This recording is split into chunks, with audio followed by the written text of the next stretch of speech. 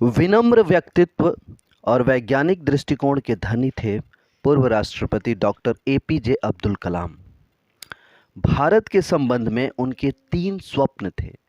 उन्होंने 3 स्वप्न देखा था भारत के संबंध में, जो हमें विश्व में विकसित राष्ट्र की श्रेणी में लाने का प्रयास करेंगे।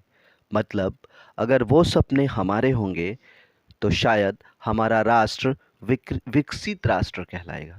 राइट। तो आइए जानते हैं उन्हीं के शब्दों में कि भारत के महान व्यक्तित्व डॉक्टर एपीजे अब्दुल कलाम का क्या सोचना था, क्या सपने थे उनके। तो सुनते हैं। भारत के संदर्भ में मेरे 3 स्वप्न हैं।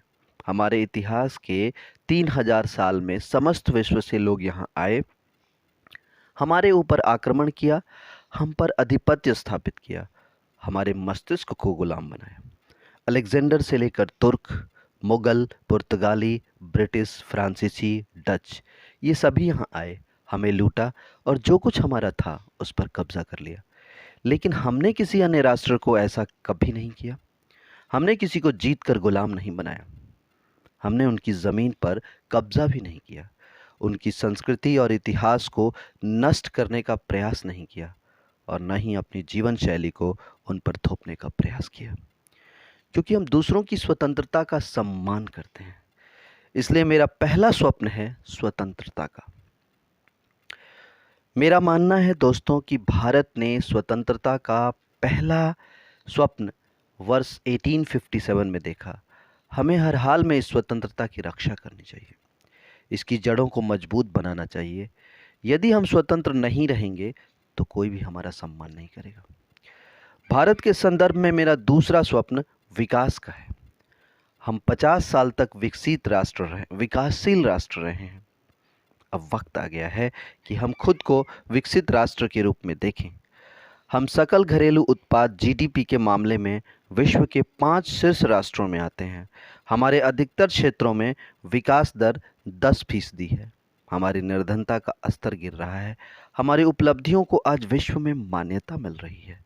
इसके बावजूद हम आत्मविश्वास की कमी के कारण खुद को विकसित, आत्मनिर्भर और आत्म आश्वस्त राष्ट्र के रूप में नहीं देख रहे हैं। मेरा तीसरा स्वप्न है कि भारत विश्व की बराबरी में खड़ा हो सके। मेरा मानना है कि जब तक भारत विश्व की बराबरी में खड़ा नहीं होगा, कोई भी हमारा सम्मान नहीं करेगा। केवल शक्ति ही शक्ति का सम्मान करती है। हम सैन्य शक्ति के साथ साथ आर्थिक शक्ति भी बनना होगा। मुझे 3 महान लोगों डॉक्टर विक्रम साराभाई, उनके उत्तराधिकारी डॉक्टर सतीश धवन और परमाणु मटेरियल के जनक डॉक्टर ब्रह्म प्रकाश के साथ काम करने का शुभ अवसर मिला, सौभाग्य मिला। मैं इसे जीवन का महान अवसर मानता हूँ। मेरे करियर में 4 उपलब्धियाँ रही हैं। पहली, मैंने 20 वर्ष इसरो में व्यतीत किए। मुझे भारत के पहले उपग्रह प्रक्षेपण यान SLV-3 का परियोजना निदेशक बनने का मौका दिया गया। SLV-3 द्वारा ही रोहिणी का प्रक्षेपण हुआ था। मेरे वैज्ञानिक जीवन में इन वर्षों ने महत्वपूर्ण भूमिका अदा की। दूसरी, इसरो के पश्चात मैं DRDO में गया। वहाँ मुझे भारत के मिसाइल कार्यक्रम का हिस्सा बनने का अवसर मिला। वर्ष 1994 में जब अग्नि मिशन की सारी आवश्यकताएं पूरी हो गईं, तो मेरी प्रसन्नता का ठिकाना नहीं रहा दोस्तों। यह मेरी दूसरी उपलब्धि थी। तीसरी, परमाणु ऊर्जा विभाग और DRDO की शानदार साझेदारी में 11 और 13 मई को परमाणु परीक्षण हुए।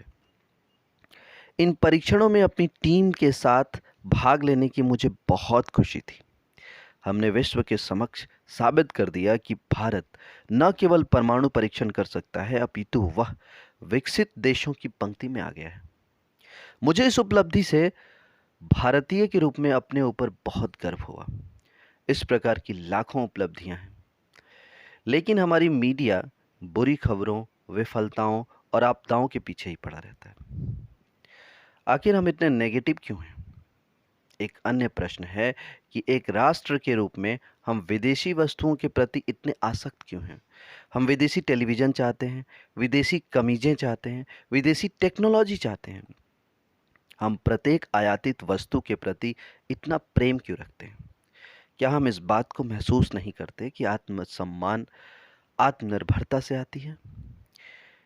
एक बार मैं हैदराबाद में एक व्याख्यान दे रहा था, तो एक 14 वर्ष की लड़की ने मेरे ऑटोग्राफ के लिए कहा। मैंने उससे पूछा, बेटा, तुम्हारे जीवन का लक्ष्य क्या है? उसने जवाब दिया, मैं विकसित भारत में रहना चाहती हूँ सर। उस लड़की के लिए आपको और मुझे विकसित भारत का निर्माण करना होगा। आपको घोषणा करनी चाहिए कि भारत अल्प विकसित राष्ट्र नहीं है, अपितु विकसित राष्ट्र है। क्या अपने देश के विषय में सोचने के लिए आपके पास 10 मिनट का भी समय है? आप कहते हैं कि हमारी सरकार अशक्त या असमर्थ है। आप कहते हैं और बस कहते ही रहते हैं, लेकिन आप इन सब के बारे में क्या करते हैं? आप दूसरे देश के यहाँ वहाँ की व्यवस्था का सम्मान करते हैं। यूँ कहें कि दूसरे देश की व्यवस्था का सम्मान करते हैं आप। उसके नियम कानून का पालन करते हैं, लेकिन अपने देश में नहीं। जिस क्षण आप भारत की धरती पर उतरते हैं ना, सड़कों पर कागज और सिगरेट के टुकड़े फेंकना प्रारंभ कर देते हैं। हम स्वयं कुछ न करते हुए सरकार से प्रत्येक कार्य करने की आशा करते हैं। कोई भी व्यक्ति व्यवस्था को पुष्ट बनाने के विषय में सोचता नहीं है। हमारी चेतना पैसे की गुलाम बन गई है। प्रिय भारतीयों, मैं यहाँ JF कैनेडी के शब्दों को भारत के संदर्भ में प्रस्तुत कर रहा हूँ। खुद से पूछिए कि आप भारत के लिए क्या कर सकते हैं? भारत को आज का अमेरिका और अन्य पश्चिमी देश जैसे सफल बनाने के लिए जो भी करने की आवश्यकता है, वह करिए दोस्तों। प्लीज ऐसा करिए।